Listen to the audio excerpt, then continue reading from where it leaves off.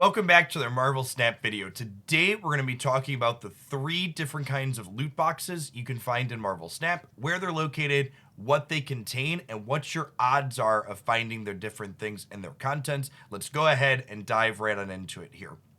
So, the three types of loot boxes in Marvel Snap are collector's caches, collector's reserves, and season caches. The season caches are the simplest of these. These are found every level past 50 on your season pass. They have a 40% chance to give you credits, they have a 40% chance to give you boosters, they have a 15% chance to give you gold, and they have a 5% chance to give you a variant. The caches and reserves are found on the collection level track and are your primary means of getting new cards in Marvel Snap. The caches are found between levels 500 and 1000 with a 50% chance to give you a new card, and then 15% chance for credits, 15% chance for boosters, and 10% for gold.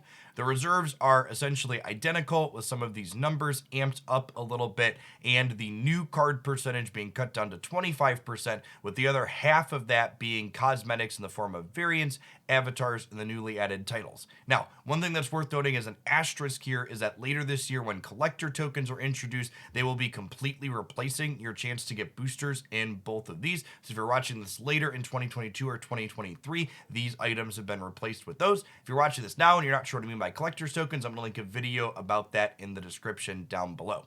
Now, something to note, and this is where they don't really work how you think they work, comes in here on caches and reserves, is that these percentages aren't true percentages that we can take at face value because of how the pity timer works with these. Let's go ahead and dive on into the details and explain exactly what I mean by that.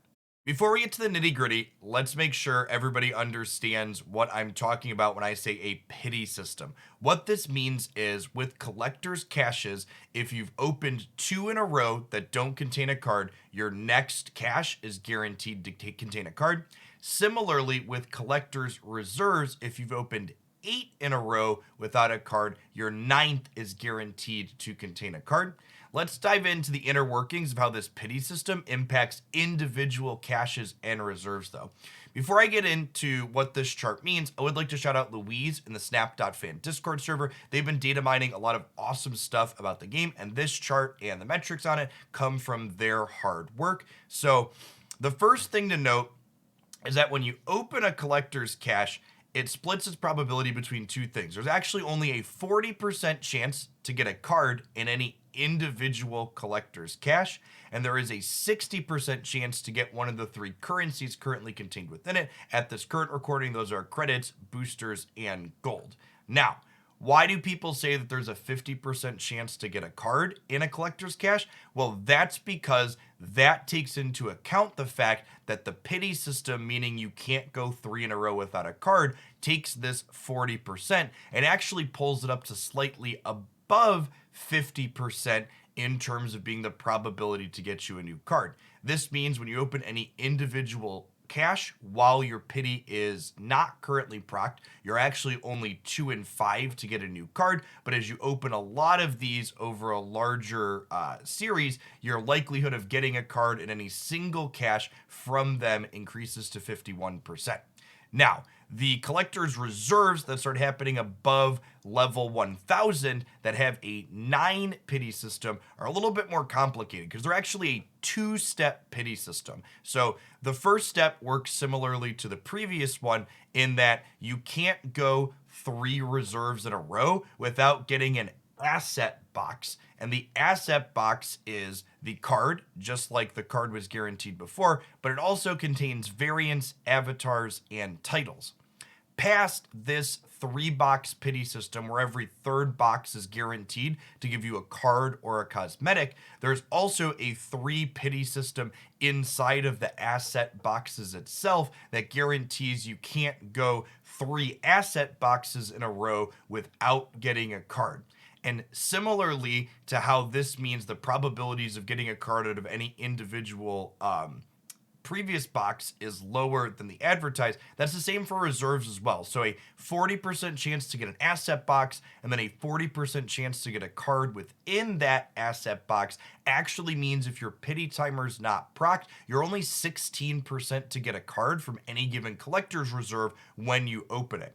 However, similar to when we look at a large sample with the pity timers factored in, your distribution or chance of getting a card from a large selection of reserves is actually slightly above the 25% chance that's often referenced at 26% chance distribution to get a card when you're looking at a large selection of reserves. Now, something else to take into account that isn't mentioned often, but we know from Second Dinner firsthand sources in their communication to players, is that in addition to the pity system here for these reserves and caches, there are also invisible breakpoints in the collection level track where the game says, hey, does this player have an appropriate number of cards based on their collection level, or have they been hitting that 9 pity counter frequently and they're behind where they should be? If the latter happens and you have fewer cards than you statistically should by a particular level, the system catches you back up. And we've heard this from players a number of times before. We don't know exactly what all these breakpoints are, but players frequently report getting 2, 3, 4 cards in a row after hitting a bad luck streak previously in a few hundred levels, as the system works to ensure that they have a similar collection size to other players. Overall, the system seems pretty reasonable. It gives players that are running hot and opening lots of cards a chance to finish their collection early, but it also puts a pretty reasonable upper bound on how long it can take for you to get every single card over the course of collecting in Marvel Snap. Yeah, that was a lot of numbers, a lot of breakdown, some statistical stuff that you may or may not be familiar with. Hopefully, I covered a lot of the questions that you would have about the system. If I missed any of them, be sure to let me know in a comment down below. If you enjoyed this breakdown or learned something from it, be sure to tap that like button to let me know. And if you're new to the channel, make sure you subscribe. I post Marvel Snap game news updates, tidbits like this, and deck highlights here 7 days a week. You wouldn't want to miss anything. I always extra appreciate everybody that makes it all the way through to the end of the video like this. You're the real MVP. Hope you have a wonderful rest of your day, and we'll see you on the ladder real soon, folks.